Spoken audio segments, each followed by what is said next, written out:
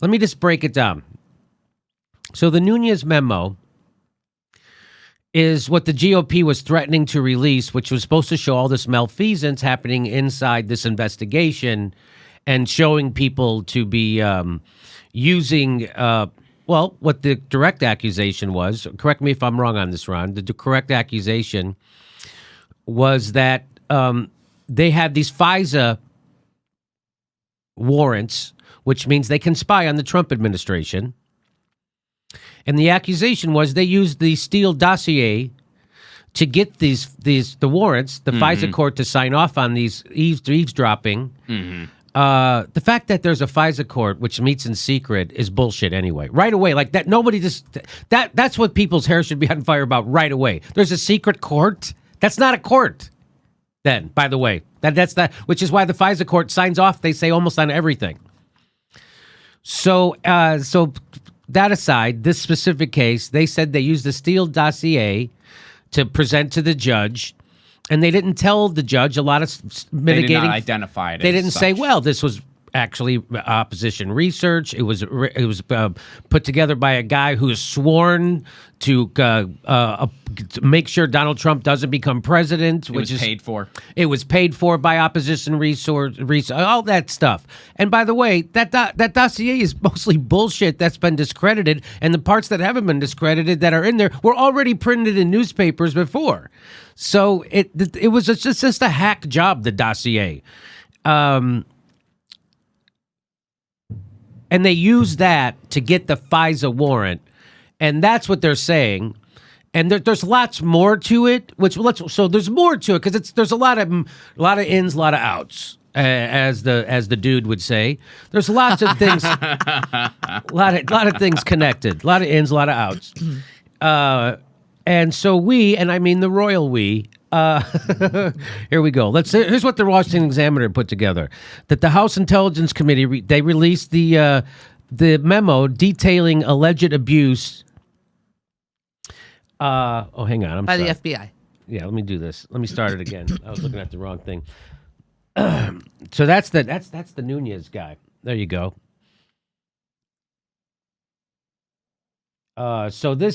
And it says the Steele dossier formed an essential part of all FISA applications against Trump campaign advisor Carter Page, right? So they were using this guy to get the FISA warrant, and they're saying that the Steele, which is what we told you, the Steele dossier was compromised. It also said in the Nunes Memo says that this guy, FBI Director Andrew McCabe, confirmed that they wouldn't have been able to get that FISA warrant without that dossier stuff. Mm-hmm. And so the Republicans, Nunes, are saying, well, that dossier is completely compromised. And they didn't, and the way they got it and stuff, they held back information from the FISA judge. So that's the accusation. And so either way, there's a couple of things that are really bad. The FBI, and the intelligence community, which people refer to as the deep state, was it actively working against Trump? Oh yeah, absolutely. Is that up for debate? I mean, that guy Morrell. What we are? No, I don't think it is. We've talked about this for a long time now, and right. Not only have we said like, yes, they're against Trump, and the other thing that's just worth throwing in there, they're against Trump for all the wrong reasons. Right. It's not because of policy that Correct. they have it's because they think in the mindset of the war economy, they think in the mindset of defense, and they're worried that Trump, because he's such a knee-jerk reactionary nincompoop, he's going to say something that they don't want the public hearing. Oh, well, that's why they don't like him. They also didn't like that he wasn't a Cold War guy. Mm-hmm. That's another big thing. He's not. You mean that he can't be controlled? That he was gonna and that he was gonna do détente with Russia and Putin. And right now they're like, whoa. People are getting sick and tired of the war on terror. Which I love that the war on terror is all about. They have knives. Oh my God, they might cut your head off with a knife. Oh, wow. I prefer drones. Wait till they get guns. Anyway, so back to this. So I think that had something to do with it too. That Trump did not want to escalate in Syria and around the Russian border, all that stuff. I think that had a lot to do with it, which is why they're painting him as a Putin puppet. But here we go. So then back to the Washington Examiners. So now he says what I just told you, that they wouldn't have been able to get this warrant without that dossier, and so then the whole thing about Nunes is that dossier is BS. Okay, so let's keep going. But now, today, they're saying he didn't testify to that. Now, the Democrats have their own memo. This is true. Mm-hmm. Now, the Democrats have their own memo, and they're saying that he didn't say this. Well, why doesn't everybody just release everything and then we can make it? But so now they're not. So they're going back and forth on this. And why did the Democrats even fight this anyway? Anyway, here we go. So let's keep going. Let's see what it says. Bangity bang. The political origins of the Steele dossier were known to the senior Department of Justice and FBI officials, but so that's what we said. They didn't tell the FISA judge the connections about where it first came, opposition research. And so this guy, Department of Justice official Bruce Orr, met with Christopher Steele, the guy who put together the dossier, in the summer of 2016, and he relayed to the Department of Justice information about, so this guy Orr, told the Department of Justice, hey, this guy Steele, who put together this dossier, is super duper biased against Trump becoming president, and that was the impetus for a lot of this stuff. And he supposedly told the Department of Justice. That's what they're saying. Come on. And Steele told Orr that he was desperate that Trump not get elected and was passionate about him not become. So that's what we're saying. So that's why they're saying, how could you use that? It was originally opposition research, and it came from an opposition research company, meaning Fusion.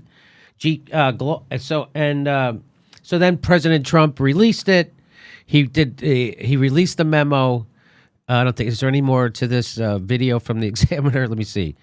Trump officially declassified the memo, completely unredacted. Okay. Well, Jimmy, I think now might be a good time to point out, too, the other kind of the other effect here by them omitting that information of who this was from and the motivation of the person it was from is that at some point in this, they also just double dipped on evidence by using an article from Yahoo. I'll read this directly from the document itself. So this is another, let me just, before you do, this is also a very key point, and I forgot to mention this. Thank God you remembered to bring this up. This is a very key point.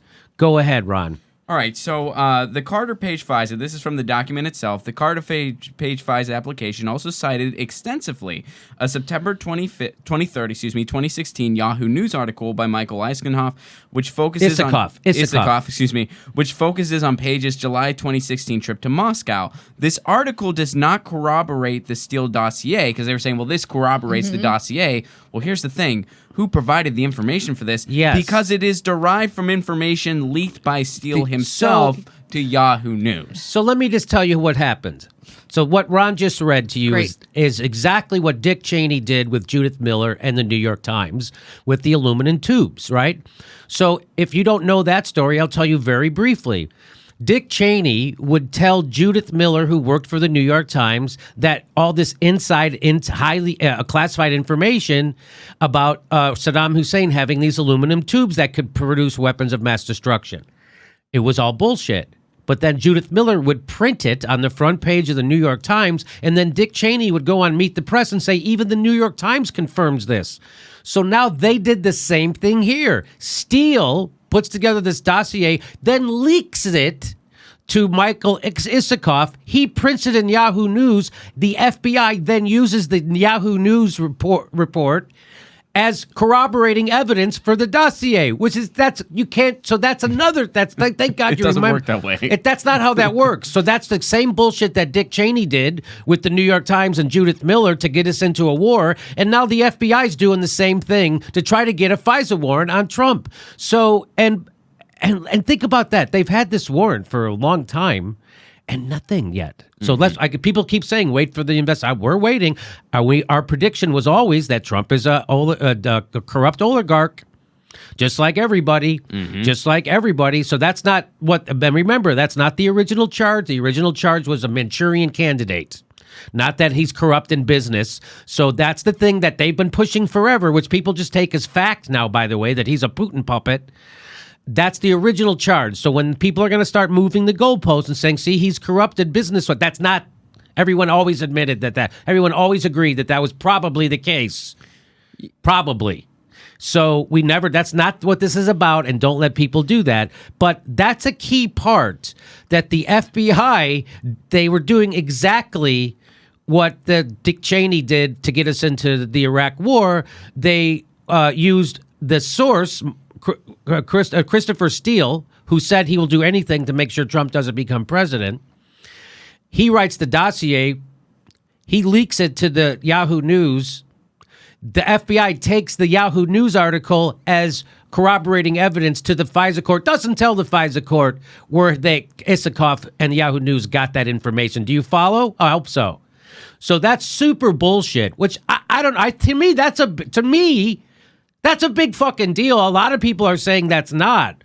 I could be wrong about this, but in my opinion, that's a big deal. Is that a big deal to you, Ron? It's a big deal. I mean, the one thing that I've responded to, like, over the past day or so is the kind of partisan theater that's been going on around this. Mm-hmm. You have the establishment Democratic side that is making this out like a total nothing burger. Well, no, it's not a nothing burger. But then you have like the far right over on Fox News that's making out like, well, this is everything and this is, oh, now everything is, and it's just two sides of the money party just doing bickering to give us the illusion. Yes. So what is it? Meanwhile, neoliberalism destroys the world. Right. So is the end game ultimately that we go and destroy Russia? I don't know what their end game is, but it certainly is a buildup of the military-industrial complex. Well, I want to add a small side note to when you mentioned the moving of the goalpost. Have you guys noticed in the corporate media, a lot of the headlines don't use the collusion word anymore? Instead, it's interference. Yes. I think that's still worth pointing out. So now it has shifted to Trump interfering with an investigation. That now it's the total different charge. Totally, I'm not. So let's watch if there's any. So now Mark Warner, top Senate Democrat, he says that the memo is reckless and demonstrates an astonishing disregard for the truth. Unlike the Red Scare that's being pushed right now by everywhere, that's not reckless, and it shows an unbelievable disregard for facts and evidence. Again, this is from the Washington Examiner. So that's that. So guess what? So this guy, Lee Zeldin, he's Representative Lee Zeldin. He's an official U.S. congressman of New York's 1st Congressional District. He tweeted this out. McCabe did, in fact, testify under oath that there would not have been a FISA warrant if not for the dossier. It was recorded. That's a big ballsy statement. If that's not true, that should come back to F this guy. If that's not true. So I don't think he would say that. He might. But according to this congressman, he's publicly asserting that this is true and that was recorded. He's not using mealy-mouthed words here. So this is a big, bold statement. Not like, well, there's evidence of, or it looks like, or, you know what I mean? Yeah. This is flat out. He said that. So, and you know what? I don't know a ton about this guy's politics, but if you have a name that looks so close like Led Zeppelin, you got to be bold whenever you make any statements. So this is from the Washington Examiner. It says, the premise of the Nunes Memo is that the FBI and the Department of Justice corruptly sought a FISA warrant on a former Trump campaign foreign policy advisor, Carter Page, and deliberately misled the court as part of a systemic abuse of the FISA process, Schiff said. As the minority memo makes clear, none of this is true.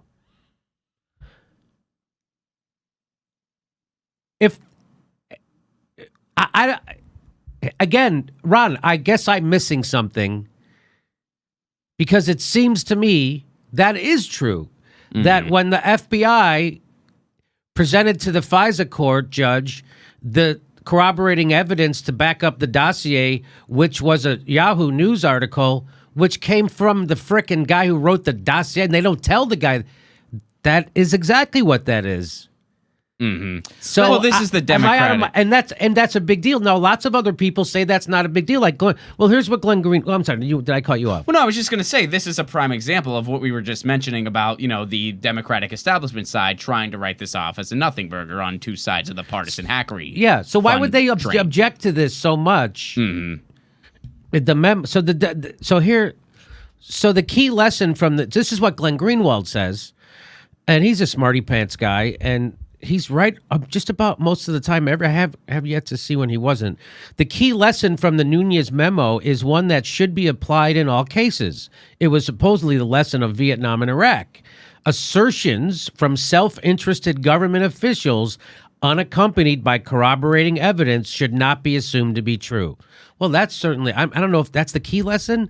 Well, that's the meta lesson. Mm-hmm. Definitely. That's definitely the meta lesson. And that is, by the way, that is something that is a lesson we are never going to learn, apparently. Mm-hmm. I mean, the Iraq war just happened, and now, back the Democrats are cheering on the freaking CIA and the FBI and the NSA. Are you out? No, they're not out of their minds. They're just propaganda. They're just pushing propaganda.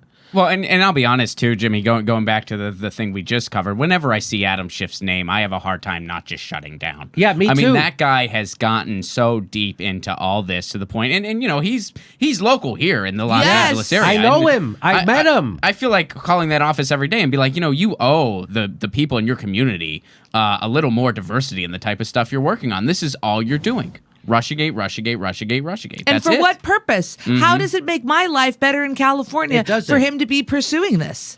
It doesn't, Steph. It's Did you see how many homeless people we have in the state of California? Right? Unbelievable. So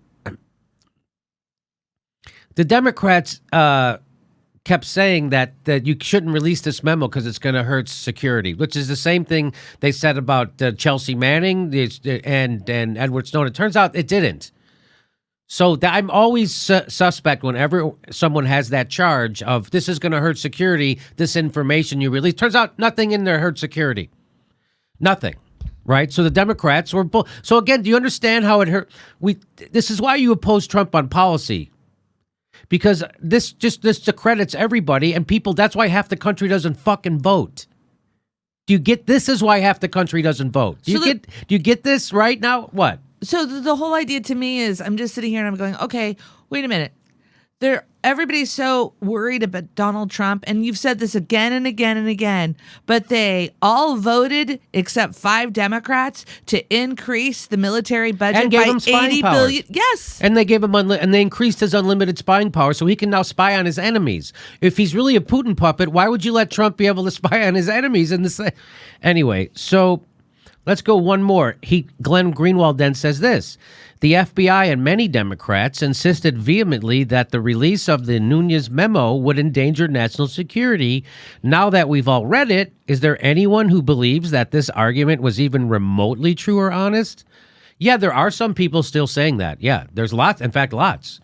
But not anybody, I guess, like Ron said, I oppose Trump as much as anyone, but I'm not going to let him steal my critical thinking skills. And so a lot of people are doing that. A lot of people, for whatever reason, and people I respect, the idea of Trump excites their lizard brain. And they just have a reaction.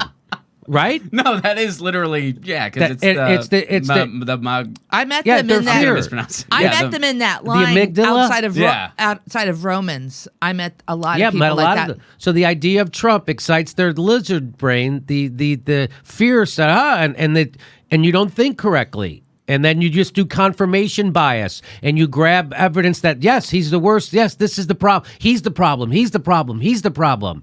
And there's lots of people like David Corn and Michael Isikoff and Rachel Maddow who know better, and Chris Hayes who know better than that.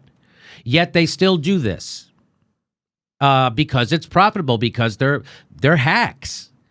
David Corn was one of my heroes, man, when he was exposing the Bush administration, and it was fantastic. And now he's shown that he's got, he's just like Sean Hannity. He's coming out with a book now. You can't believe it's unbelievable. Wait till you see the book him and Isikoff are coming out with. It's just crazy Red Scare craziness.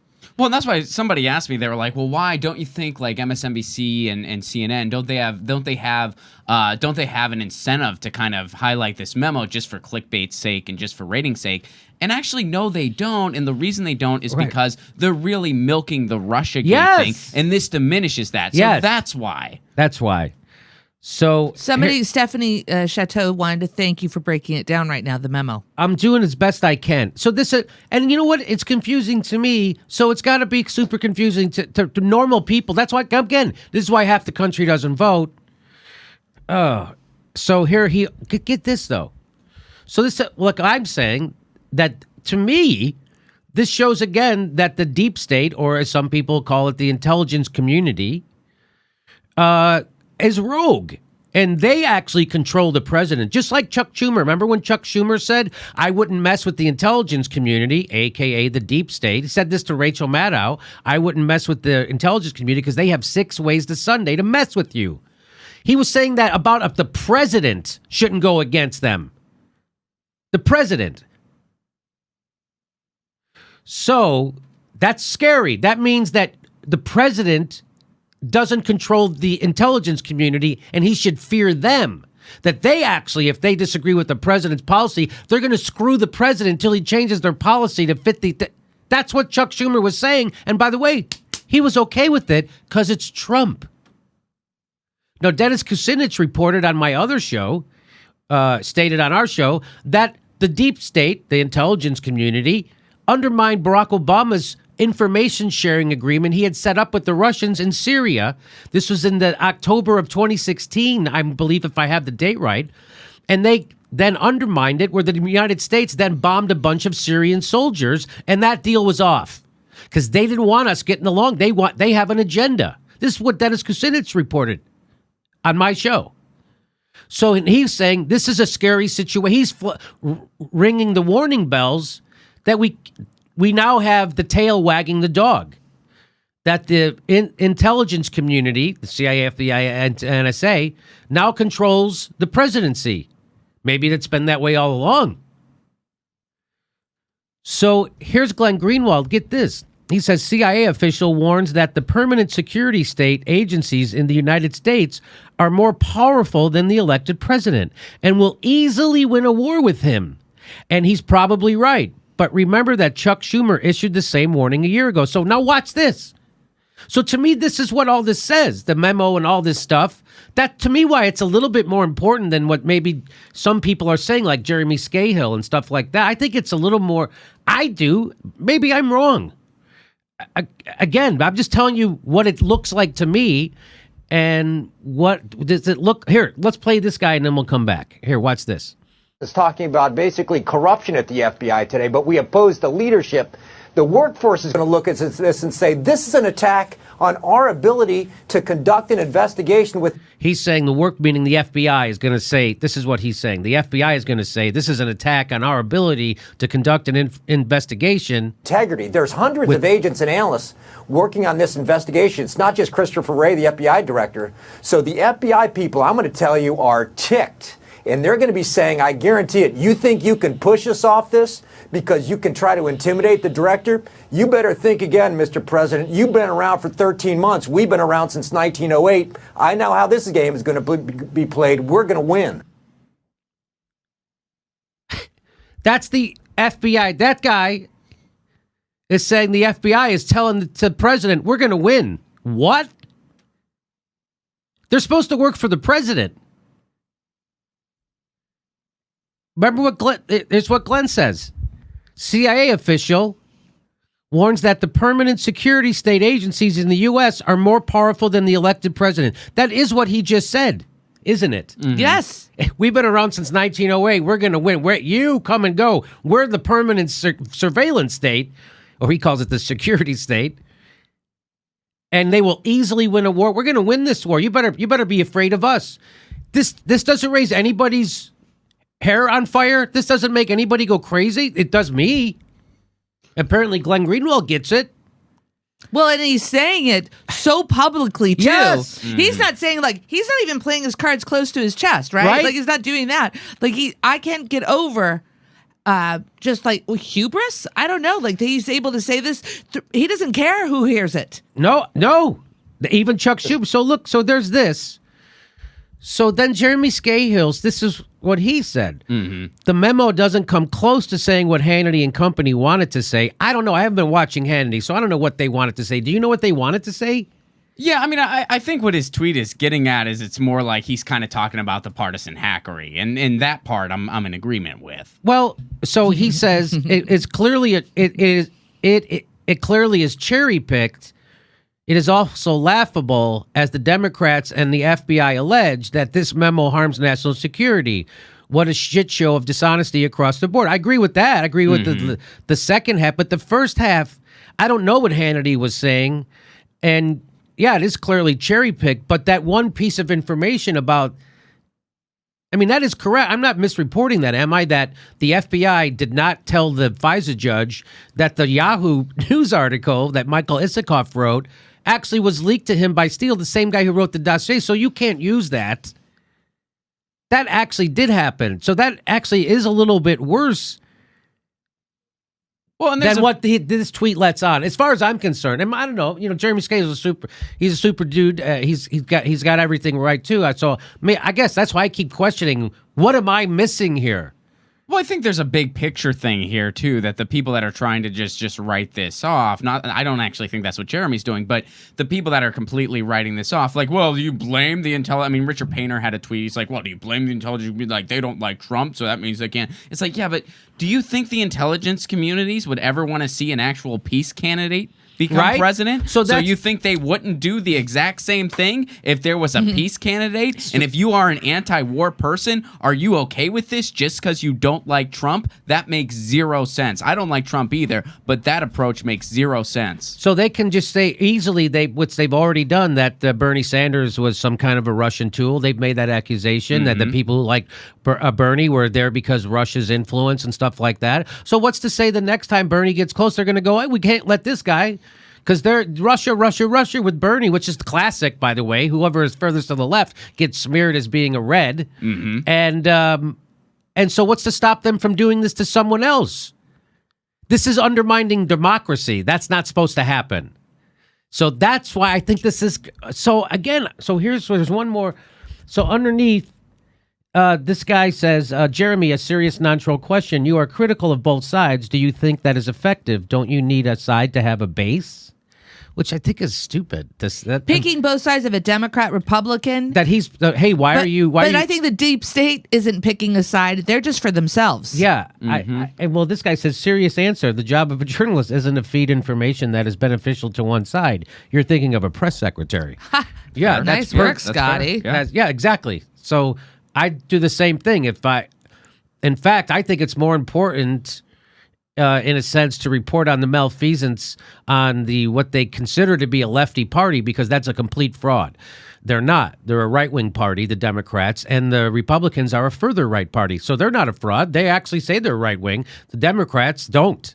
So I think it's more important to make people realize there is no opposition party in the United States, which is how we got to where we are and how we got Trump. So anyway, I'm mixing. I don't want to mix too many stories there, so I just did, actually. So there you go.